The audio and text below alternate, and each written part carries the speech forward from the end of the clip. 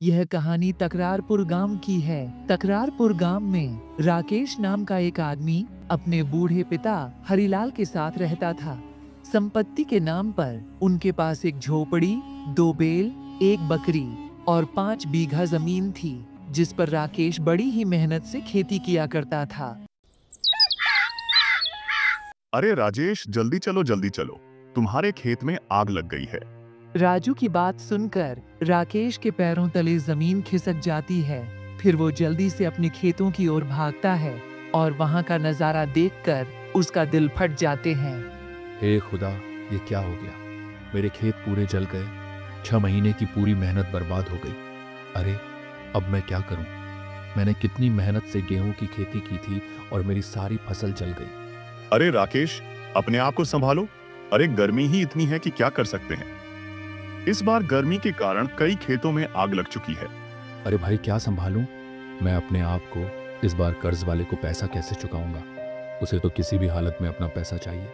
अरे राकेश भाई, तुम्हारे ऊपर तो कोई कर्जा नहीं था, फिर तुम कौन से कर्जे की बात कर रहे हो?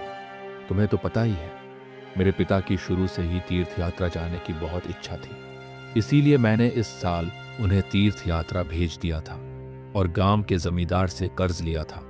सोचा था कि इस बार की फसल से जमींदार का कर्ज दे दूंगा, लेकिन सब बर्बाद हो गया। फिर ऐसे ही कुछ दिन बीत जाते हैं और राकेश के पिता हरिलाल बीमार हो जाते हैं।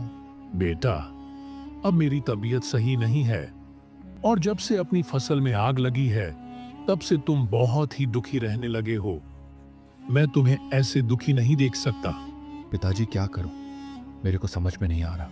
2 दिन बाद जमींदार को उसका पैसा लौटाना है और घर में एक पैसा भी नहीं है और आपकी भी तबीयत सही नहीं है। अरे बेटा, तुम दुखी मत हो। तुम अपनी बकरी को बेच दो। हम बिना दूध पिए ही रह लेंगे। तुम उसे बेच दो ताकि जमींदार का कर्जा लौटा पाओ और बचे हुए पैसों से मेरे लिए दवाई ले आना। हाँ पिताजी, अब मेरे पास इसके सिवा और कोई चारा नहीं है। ऐसा कहकर राकेश अपनी बकरी को लेकर उसे बेचने के लिए निकल जाता है। लेकिन शाम से उसकी बकरी गांव में कोई नहीं खरीदता, तो वह गांव की बाहर वाली सड़क पर अपनी बकरी को लेकर खड़ा हो जाता है। तभी थोड़ी देर में वहां 2 आदमी आ जाते हैं। अरे भाई, क्या तुम अपनी बकरी को बेच रहे हो? जी हाँ, मैं अपनी बकरी को बेचना चाहता हूँ। लेकिन आप कौन हैं? क्या आप मेरी बकरी को खरीदना चाहते हैं?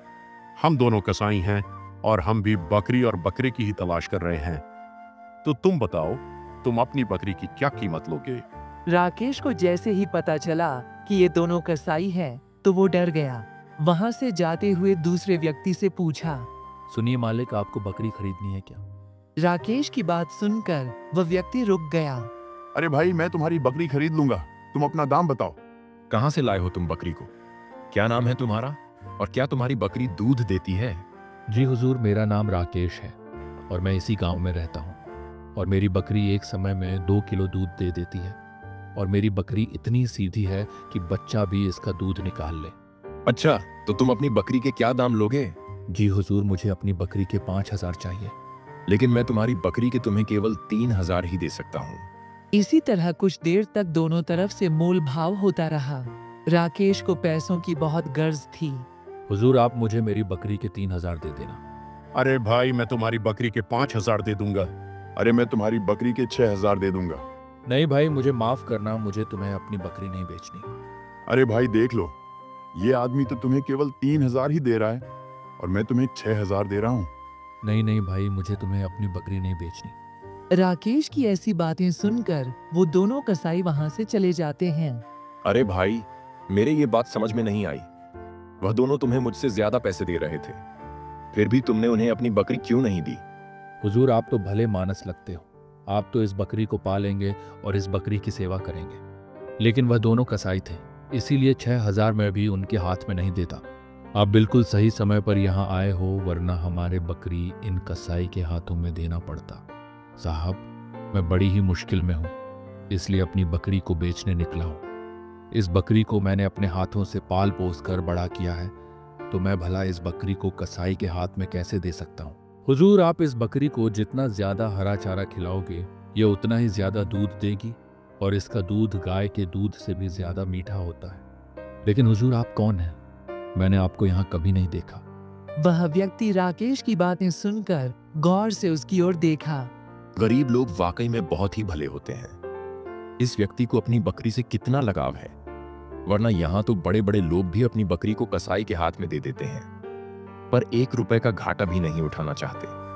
और एक यह है जो मुझे 3000 का घाटा उठाकर भी अपनी बकरी बेच रहा है। क्या हुआ हुजूर, आप क्या सोच रहे हो? अरे कुछ नहीं, मैं पास के गांव चैनपुर में रहता हूँ। मेरा नाम दानी है और मैं एक व्यापारी हूँ, और मैं गरीब लोगों को ब्याज पर पैसे देने का काम करता हूँ। लेकिन हुजूर, पैसों की जरूरत तो अमीर लोगों को भी होती है। क्या आप उन्हें ब्याज पर पैसे नहीं देते? अमीर लोगों को रुपए देने से अच्छा तो रुपयों का दान कर दिया जाए, क्योंकि उनके पास रुपए लेते समय तो बहुत संपत्ति होती है, लेकिन रुपए हाथ में आते ही सारी संपत्ति गायब हो जाती है और उनके ऊपर कानूनी कार्यवाही करने का भी कोई खास असर नहीं होता, जबकि गरीब आदमी सारा रुपया ब्याज समेत लौटा देता है।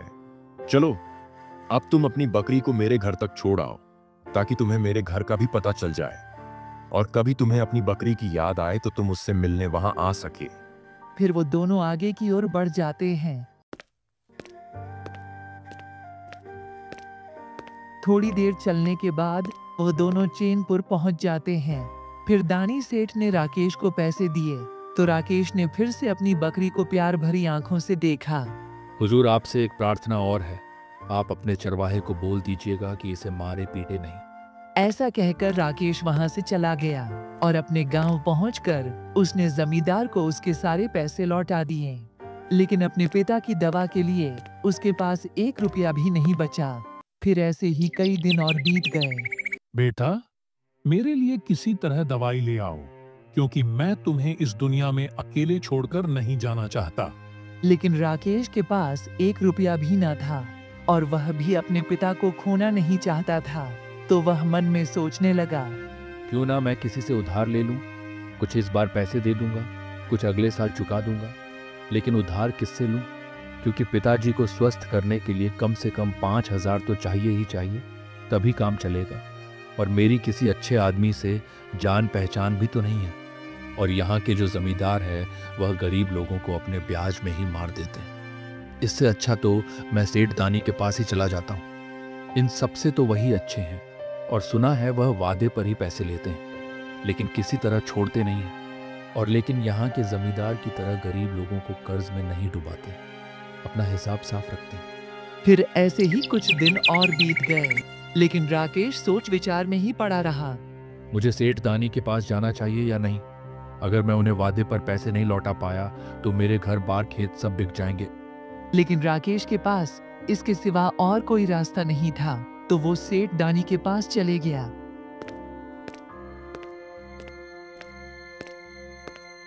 हुजूर, मेरी आपसे विनती है कि आप मुझे 5000 कर्ज के रूप में दे दीजिए। तुम्ही ने मुझे वह बकरी बेची थी ना, रुपए तो मैं तुम्हें दे दूंगा, लेकिन मैं वादे पर रुपए लेता हूँ। अगर वादा पूरा ना किया तो मैं जरा भी दया नहीं दिखाऊंगा। तुम बताओ, तुम कब तक वापस रुपए दे दोगे? फिर राकेश थोड़ी देर अपने मन में सोचा। हुजूर, आप 1 साल तक का समय रख लो। राकेश देखो, अगर तुमने 1 साल में रुपए ना लौटाए तो उसका ब्याज बढ़ जाएगा। हुजूर, आप उस बात की बिल्कुल भी चिंता मत कीजिए। फिर दानी राकेश को 5000 दे देता है। फिर राकेश वहां से आ जाता है और दवाई लेकर अपने घर पहुंच जाता है।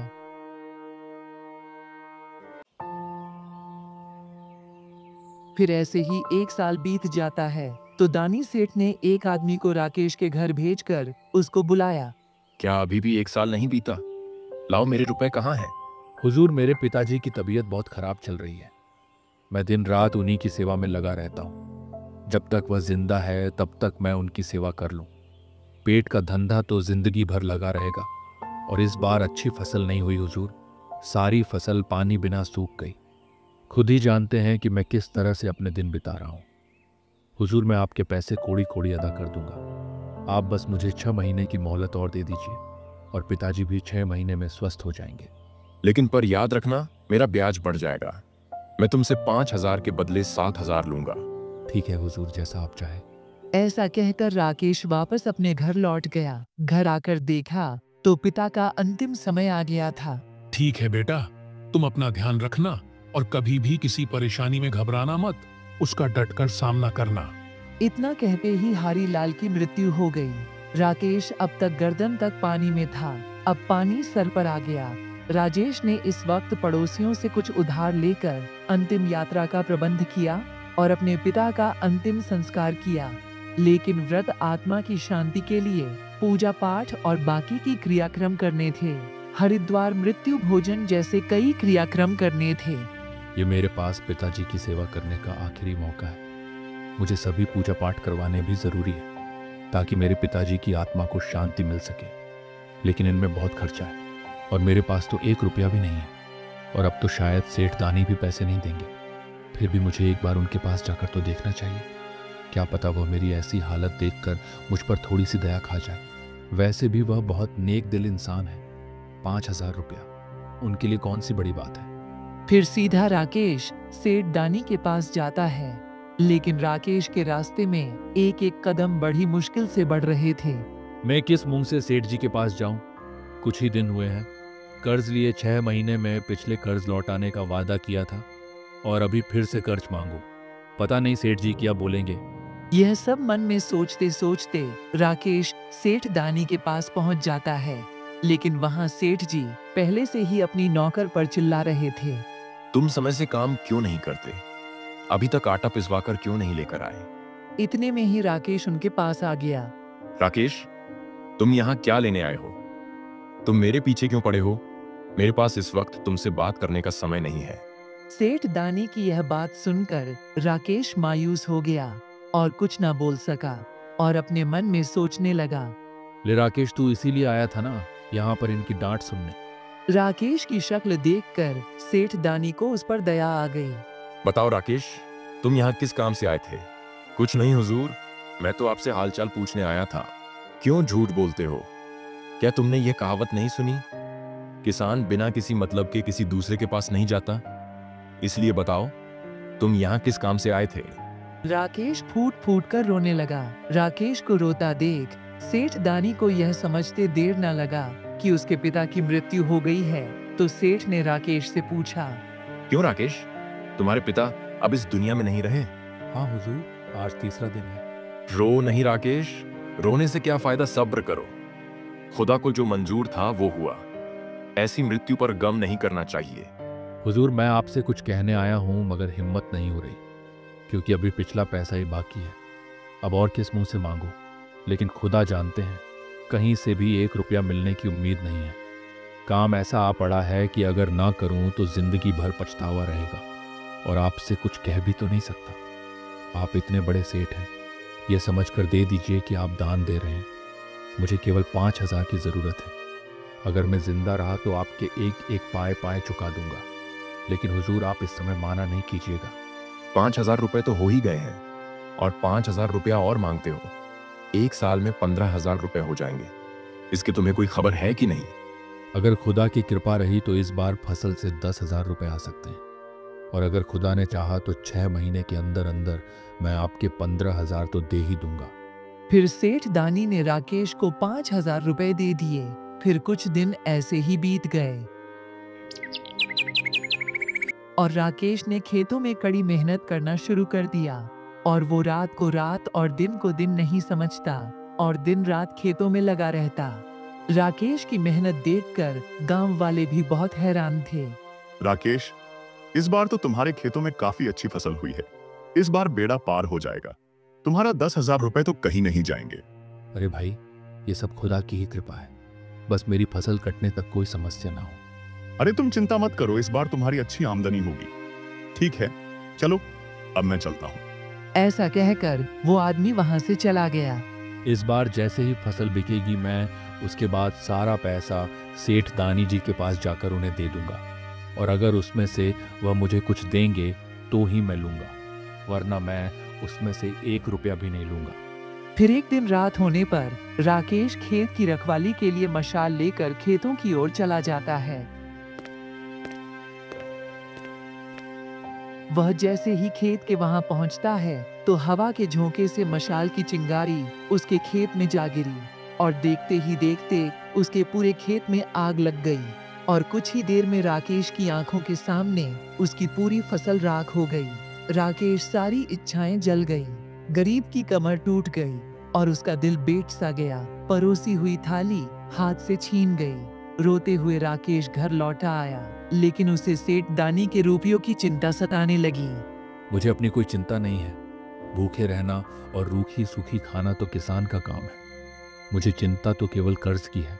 6 महीने खत्म होने को है और 1-2 दिन में सेठ दानी का आदमी यहाँ आता ही होगा और मैं उसे कौन सा मुंह दिखाऊंगा। इससे अच्छा तो मैं खुद ही उनके पास चला जाता हूँ और कुछ समय की और मोहलत मांग लेता हूँ। फिर ऐसे ही 2 दिन बीत जाते हैं। राकेश अपने खेत की मेड़ पर खड़ा होकर अपने राख हुए खेत को देख रहा था और दुखी हो रहा था कि तभी वहां सेठ दानी का आदमी आ जाता है। उसे देखकर राकेश थोड़ा डर जाता है और मन में सोचता है, हे खुदा, अब तो आप ही मुझे इस मुसीबत से बचा सकते हो। रक्षा करो खुदा, मेरी रक्षा करो। अरे क्यों भाई, तुम रुपए लेकर उन्हें लौटाना वापस नहीं जानते? क्या तुम्हें याद नहीं है? शायद तुम्हारी तारीख कल ही निकल गई है और तुम जानते ही हो सेठ जी का व्यवहार। अरे भाई, तुम ही अपनी आंखों से मेरे खेतों का हाल देख सकते हो। अरे भाई, मुझे तुम्हारा कोई हाल नहीं देखना। ये चकमे तुम किसी और को देना। सेठ जी के 10,000 रुपए निकालो और मेरे साथ चलो। मेरी सारी फसल जल गई, वरना खुदा जानते हैं मैं इस बार पूरे 10,000 रुपए सेठ जी को दे देता। देखो भाई, मुझे तुम्हारी इन बातों से कोई भी मतलब नहीं है। मैंने तुम्हारी फसल की देखरेख का कोई ठेका नहीं ले रखा है। तुम अभी मेरे साथ चलो, सेठ जी तुम्हें बुला रहे हैं। फिर राकेश चुपचाप सेठ जी के आदमी के साथ चला गया और चलते चलते वो बस खुदा को ही याद कर रहा था। कुछ ही देर चलने के बाद वो सेठ जी के यहाँ पहुँच गया तो राकेश हाथ जोड़कर बोला, हुजूर, मेरे ऊपर बड़ी विपत्ति आ पड़ी है। खुदा जानते हैं अब मैं कहीं का नहीं रहा। क्यों तुम्हारी सारी फसल जल गई? मालिक, आप ये खबर सुन चुके हैं। क्या मेरी फसल ऐसे जल गई है जैसे किसी ने जादू लगा दी हो? अगर मुझ पर यह आफत ना आती तो मैं आपके पूरे 10,000 दे देता। अब तुम मुझे मेरे रुपए देते हो या मैं तुम्हें कोई सजा दिलवा दूं? मालिक, अब आप जो चाहे वो करें। मैं तो इतना ही जानता हूँ कि आपका मेरे ऊपर बहुत कर्जा है और मुझे आपको पूरी पाई देनी है। 2 बार वादे किए और दोनों बार ही झूठा पड़ा। अब मैं कोई आपसे वादा नहीं करूँगा। जो कुछ भी अब मिलेगा वो सब मैं आपके कदमों में ला कर रख दूंगा। चाहे मैं खुद भूखा रह लूंगा, लेकिन आपके पूरे रुपए देकर ही रहूंगा। अच्छा चलो, तुम एक बात बताओ, तुम्हारे मन में किस चीज की इच्छा है? मालिक, मेरी अब बस यही इच्छा है कि मैं किसी तरह आपके पैसे लौटा दूं। सच कहता हूं मालिक, खुदा जानते हैं। तो फिर तुम ऐसा समझ लो कि तुमने मेरे सारे रुपए लौटा दिए। मालिक, मैं ये कैसे समझ लूं? मैं आपके पैसे यहाँ नहीं लुटाऊंगा तो ऊपर जाकर मुझे आपके पैसे लुटाने पड़ेंगे। नहीं राकेश, अब तुम इस बात की बिल्कुल भी चिंता मत करो। मैं तो तुम्हें केवल आजमा रहा था। नहीं मालिक, आप ऐसा मत बोलिए। मैं अपने ऊपर इतना बोझ लेकर नहीं मरना चाहता। कैसा कर्ज? मेरा तुम्हारे ऊपर कोई कर्ज नहीं है, और अगर है भी है तो मैंने उसे माफ कर दिया, यहां भी और ऊपर भी। अब तुम मेरे 1 रुपए के भी देनदार नहीं हो। असल में मैंने तुमसे कर्ज लिया था, मैं वही तुमसे अदा कर रहा हूं। मैं तुम्हारा कर्जदार हूं, तुम मेरे कर्जदार नहीं हो। तुम्हारी बकरी अब तक मेरे पास है। उसने मुझे कम से कम 5,000 रुपए दूध दिया है और 4 बकरी और दिए हैं। अगर तुम बकरी को कसाई को दे देती तो इतना फायदा कहां से होता? तुमने उस वक्त 3,000 का नुकसान उठाकर भी वो बकरी मेरे हाथों में बेची थी। उस एहसान का मैं बदला कभी नहीं चुका सकता। उसका बदला चुकाना मेरी हैसियत से बाहर है। जब तुम इतने गरीब होकर भी एक बकरी की जान के लिए 3,000 का नुकसान उठा सकते हो, तो मैं तुमसे 100 गुनी ज्यादा हैसियत रखता हूं। तो क्या 10,000 रुपए को माफ नहीं कर सकता? और वैसे भी मैं कोई भी बड़ा काम नहीं कर रहा हूं। तुम एक बहुत ही नेक दिल इंसान हो, और तुम्हें आगे भी जरूरत पड़े तो तुम मुझे याद कर लेना। मैं हमेशा तुम्हारी मदद करने के लिए तैयार रहूंगा। सेठ दानी की ये सभी बातें सुनकर उसे ऐसा लग रहा था कि उसके सामने कोई खुदा का भेजा हुआ फरिश्ता है। मालिक, आप सच में खुदा के भेजे हुए फरिश्ते हो। खुदा आपको हमेशा खुश रखे और बहुत सारी धन संपत्ति दे। मैं आज से खुद को आपका गुलाम समझूंगा। नहीं नहीं, तुम मेरे गुलाम नहीं, तुम मेरे दोस्त हो। तो हाँ दोस्तों, ऐसे ही मजेदार कहानियाँ देखने के लिए हमारे चैनल मिस्टर टोनी बुल को सब्सक्राइब करें। Thanks for watching.